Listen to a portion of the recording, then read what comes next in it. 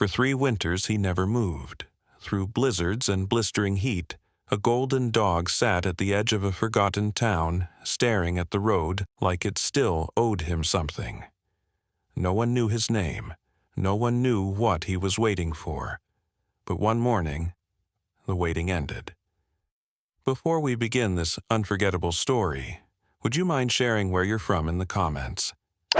And if stories of love, loyalty, and second chances move you, please give this video a like and consider subscribing. Redvale, Colorado. A mountain town where the wind never seemed to sleep. In winter it howled through pine trees like a warning from the old gods. In summer it whispered ghosts across empty roads.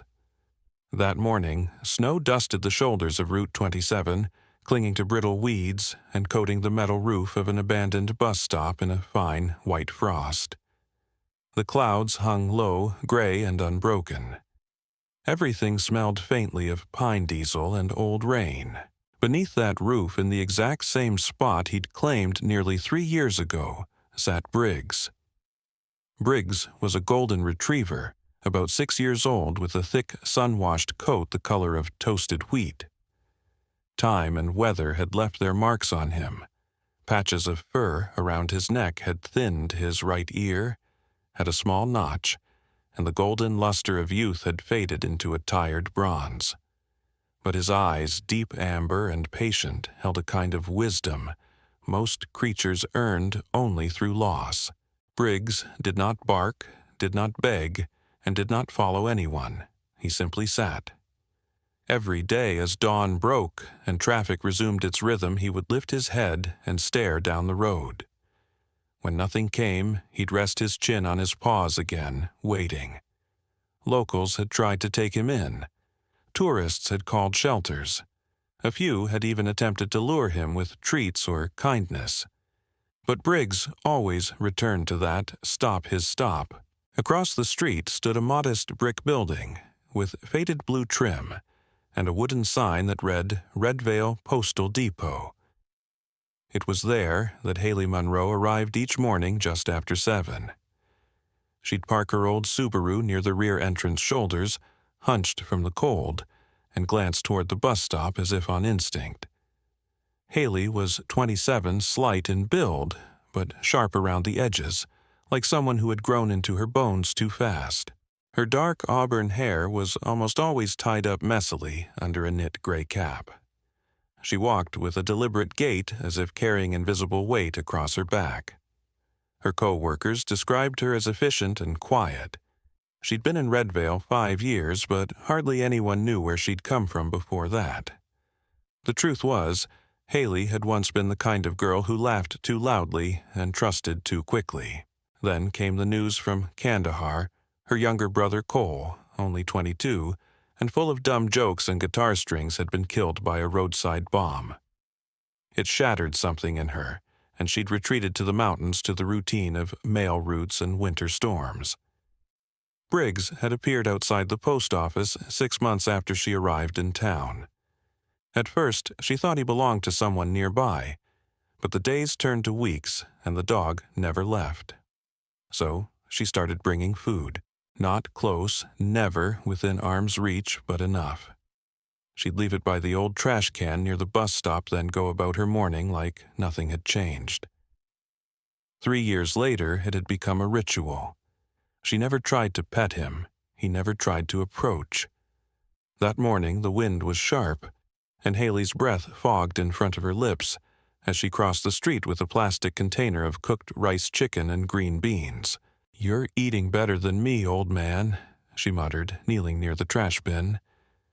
She glanced sideways. Briggs was already watching her. Always watching. Not out of fear, not even curiosity, just that same unwavering, expectant stare. "You still think someone's coming for you, huh?" she said quietly. Briggs didn't move.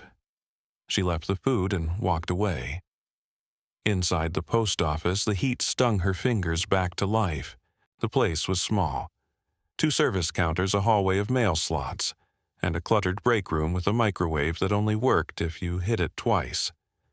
Haley set her thermos down, pulled off her gloves, and got to work sorting letters by zip code. Outside, the snow began to fall heavier. Briggs didn't seem to notice. The world might have passed him by 100 times, but he remained unmoved. No leash, no collar. Just that quiet defiance that came from deep, unshakable loyalty. The snow hadn't let up. If anything, it had deepened its claim on Redvale, wrapping the town in a pale hush. The roads were salted, but still slick, and icicles hung from the eaves of the Redvale diner like glass fangs. Inside, the scent of burnt coffee and bacon grease floated under the lazy hum of old jazz from a wall radio. That was where Miles Carter first heard about the dog. Miles was 34, wiry, with long arms and a photographer's habit of always watching. His brown hair was unkempt, more a result of distraction than rebellion, and his beard was a few days too thick for comfort. He had a voice that barely rose above a low murmur, and a face that looked like it had seen more airports and motels than family dinners. He was a freelance photojournalist, the kind who drifted from assignment to assignment across states, sometimes chasing stories, sometimes running from them. He had come to Redvale to document rural towns struggling to stay relevant in a world of algorithms and urban sprawl. The assignment wasn't glamorous, but the money paid enough for gas and black coffee. He was supposed to capture the character of the forgotten.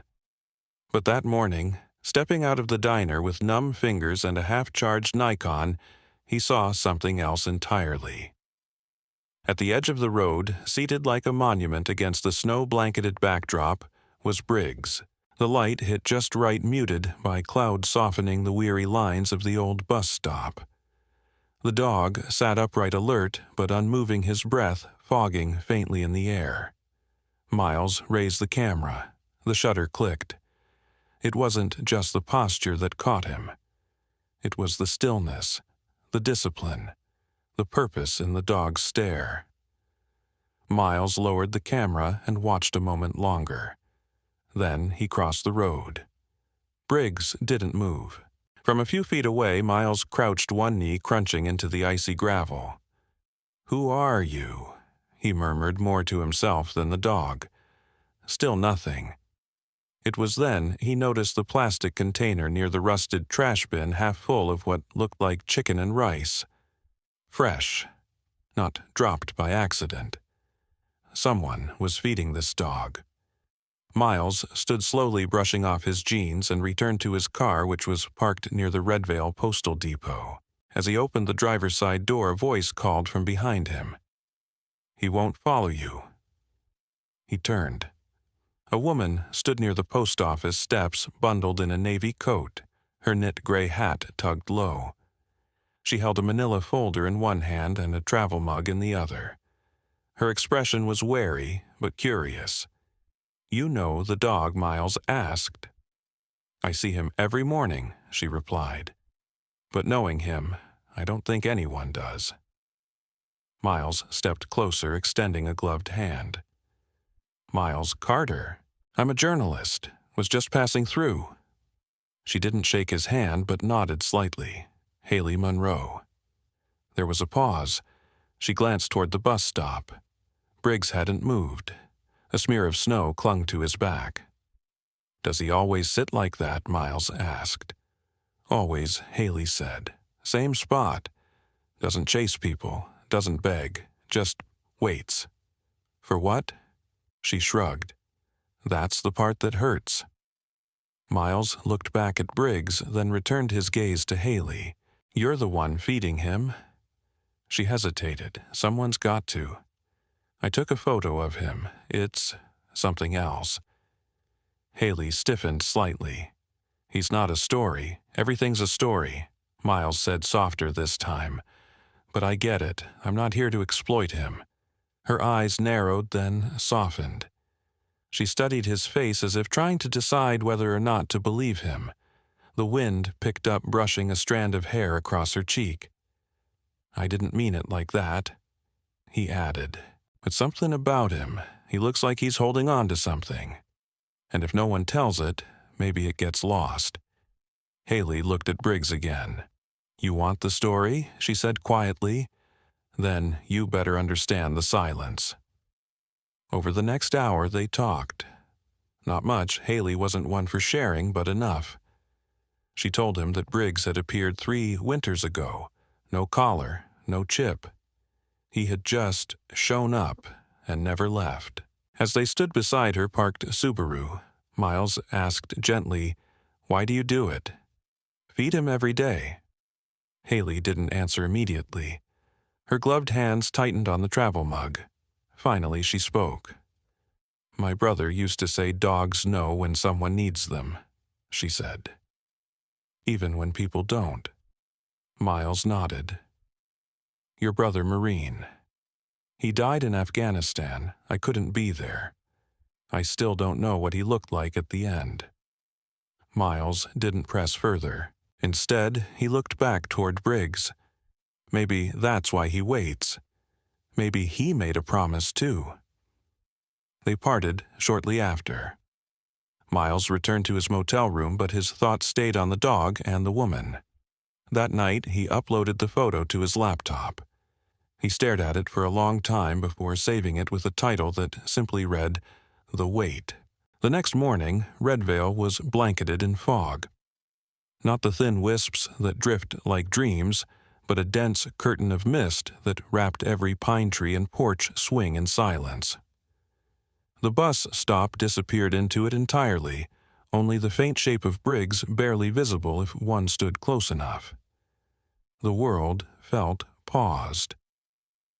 Miles Carter sat at a corner table in the Redvale Library, the only warm place open before 9, besides the diner. His laptop hummed quietly, casting a pale glow on his face as he scrolled through archived news articles and local police records. He was hunting for ghosts. Names, dates, anything that might tether Briggs to the life he'd once had. Across from him sat Glenda May, the librarian, a wiry woman in her late 60s with silver hair pulled into a tight braid. She wore thick bifocals and smelled faintly of lemon balm and printer ink.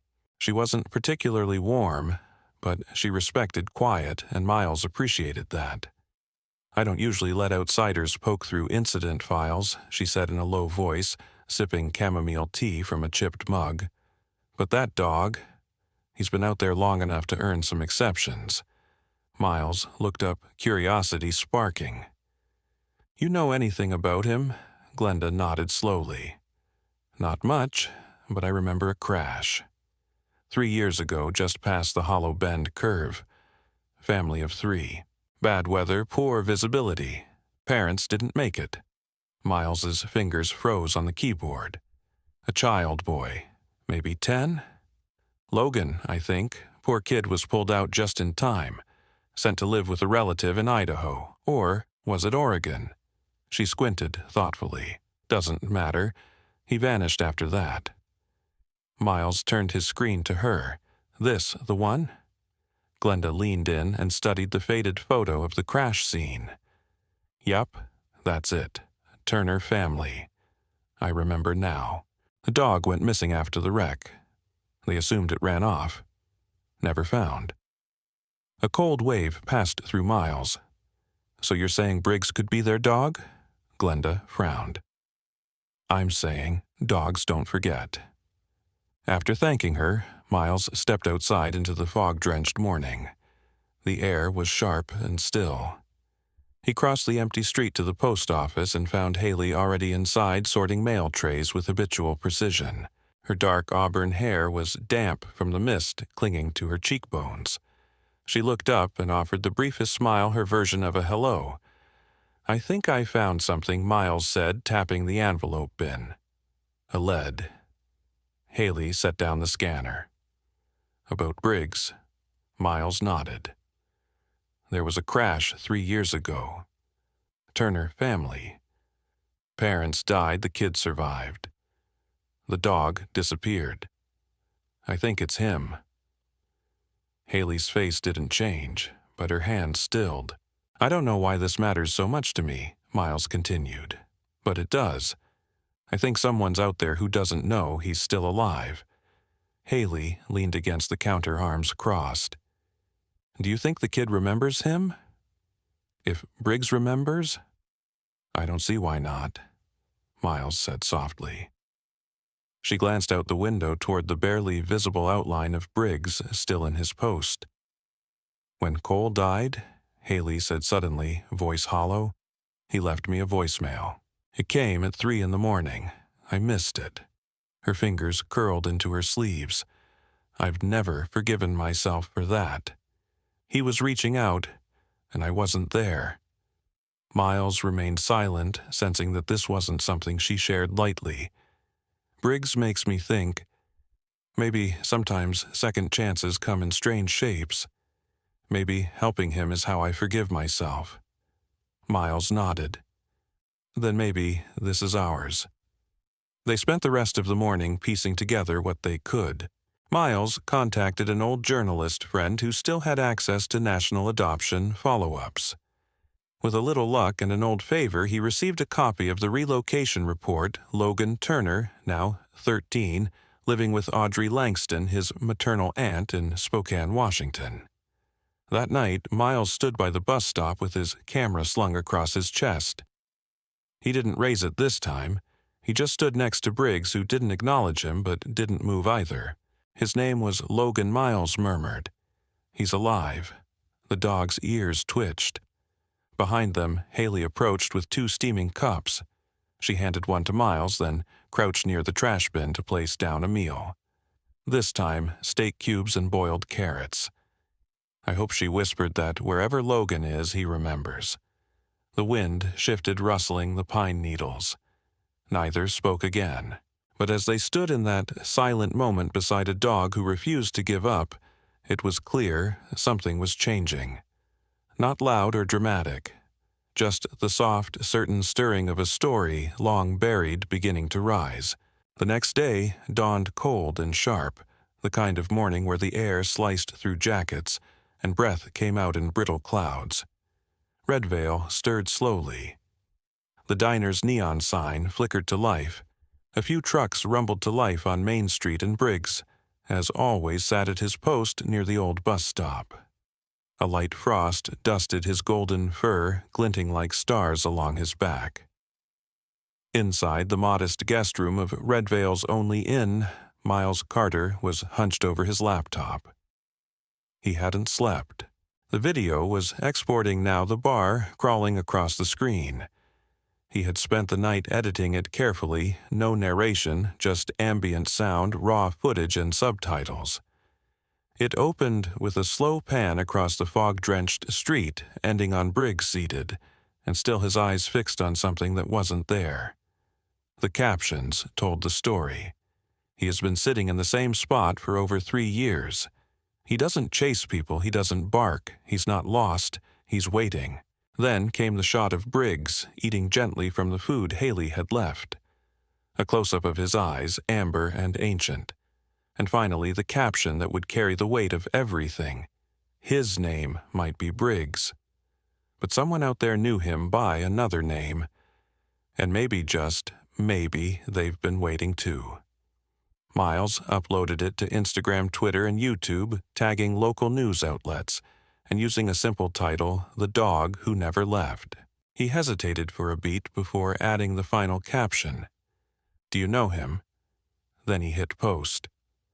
By the time he made it back across the street to the post office, his phone was already buzzing. Haley was behind the counter thumbing through delivery logs. Her eyes lifted as he entered.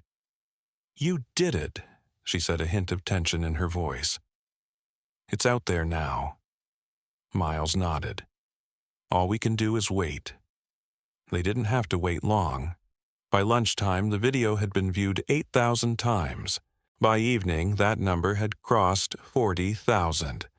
Comments poured in, some heartbroken, some angry, some simply stunned. The town of Redvale, which barely existed on any digital map, had suddenly become the center of something very human.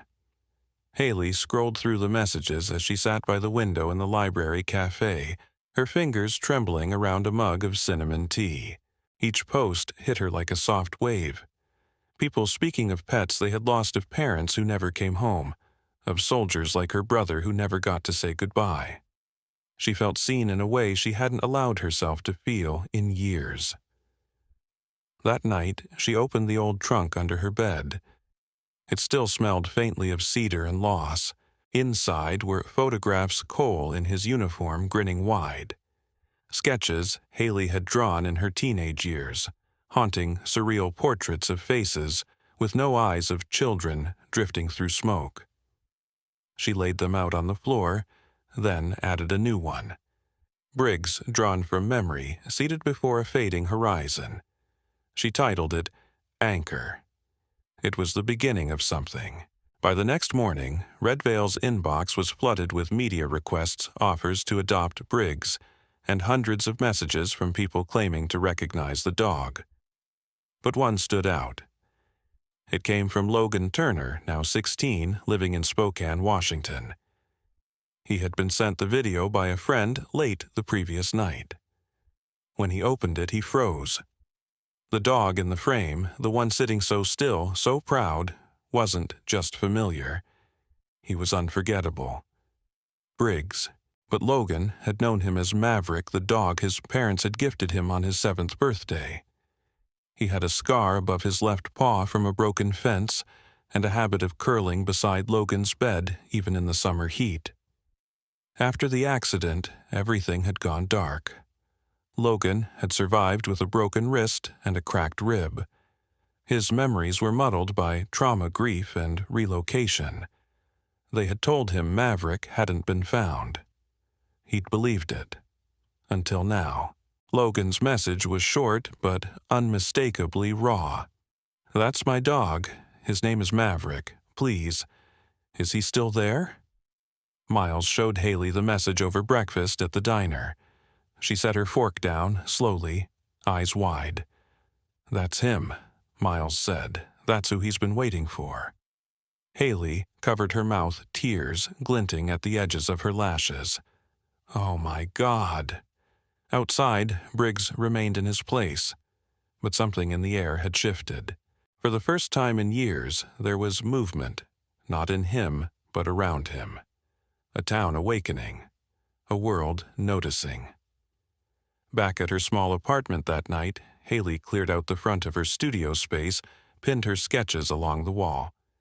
Portraits of Briggs, Cole, Logan, and faceless travelers lost in thought. She printed a small sign, "The Forgotten Faces, a gallery of those who waited." It wasn't just about Briggs anymore. It was about all of them. The ones left behind, the ones who kept believing. The next morning, Red Veil prepared for something it hadn't felt in a long time: arrival. The road into Red Veil curved through pines heavy with snow, their limbs sagging under winter's weight. Tire tracks sliced the powder clean in a quiet rhythm as a silver SUV hummed steadily down Route 27. Inside the vehicle, Logan Turner, 16, sat stiffly in the passenger seat, one hand gripping his phone, the other clenched around his seatbelt. His brown hair had grown longer since the last time he'd been in Colorado, falling into hazel eyes too solemn for a boy his age. His lean figure was hunched forward the way you do when the weight on your chest isn't physical. Driving beside him was Audrey Langston, his maternal aunt. A woman in her late 40s with short blonde curls and a no-nonsense posture, Audrey had the stern grace of someone who had been holding families together for a long time, her own included. She was a paralegal by trade, precise and guarded, yet her eyes softened when she glanced at her nephew. After her sister and brother-in-law died in the accident, Audrey had taken Logan in without hesitation, even though she hadn't spoken to her younger sister in years. That kind of guilt hardens a person, and Audrey carried it in her jaw and in the silence between words. "You okay?" she asked gently. Logan nodded, eyes fixed on the snowy blur beyond the window. "I just don't want it to be a mistake." Audrey didn't reply right away. "Even if it is," she said at last, "it's still something worth trying." The GPS chirped, announcing they were just minutes from Redvale. Back in town, the air had that peculiar stillness before a moment changes everything.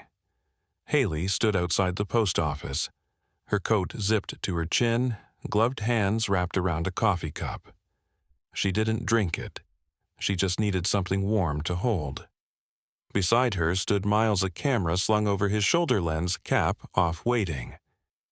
Briggs sat at his usual spot near the bus stop, tail curled around his feet.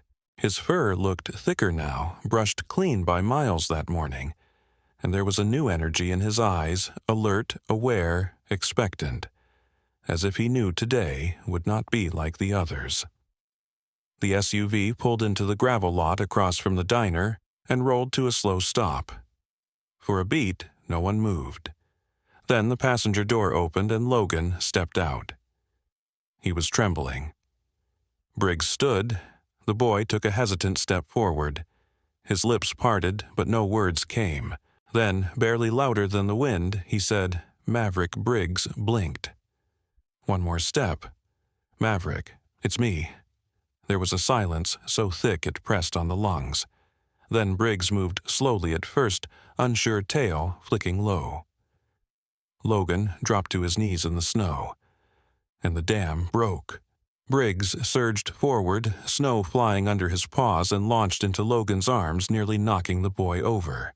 Logan buried his face in the dog's neck, sobbing with the kind of sound that belongs to those who'd stopped believing and suddenly found their faith again.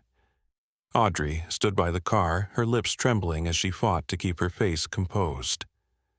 Miles lifted his camera and quietly clicked the shutter, capturing the exact second when grief gave way to joy. Haley didn't cry. She just smiled, a quiet, almost private curve of her lips. She watched Briggs melt into the arms of the boy he had waited for, and something in her chest unlocked. She wasn't jealous. She wasn't even sad. For the first time in years, she felt whole.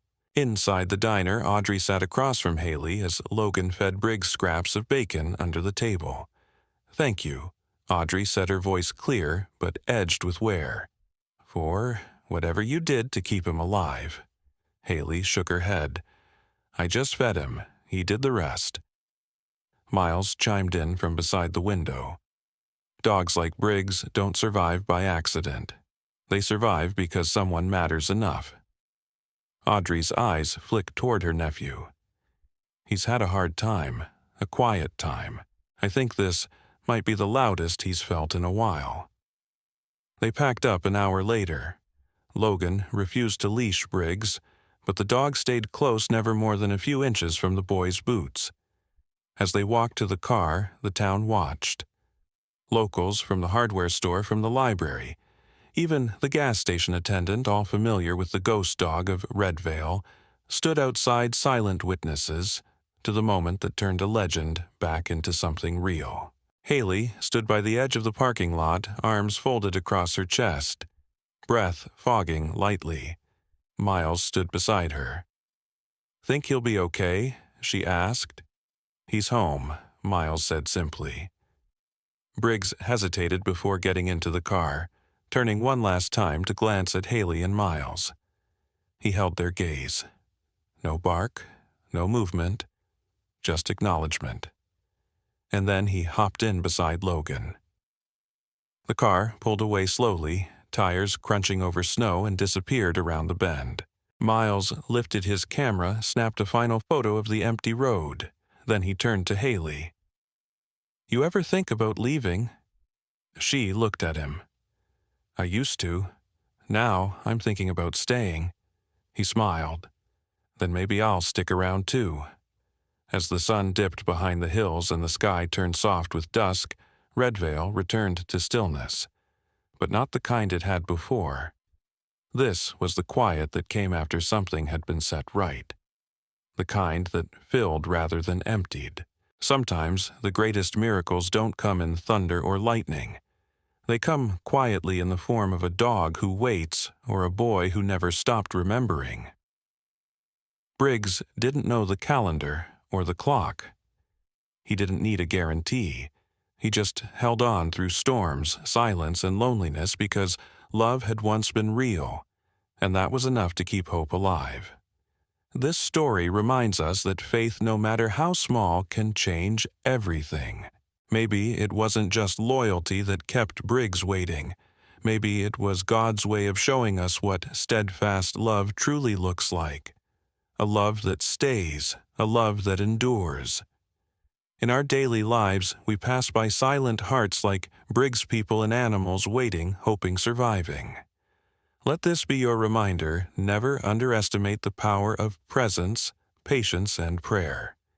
If this story touched your heart, please share it with someone who needs hope today. Leave a comment, subscribe to the channel, and let us know how this story moved you. And if you believe that love never fails and that God's timing is always perfect, write Amen in the comments. May God bless you and everyone still waiting for their miracle.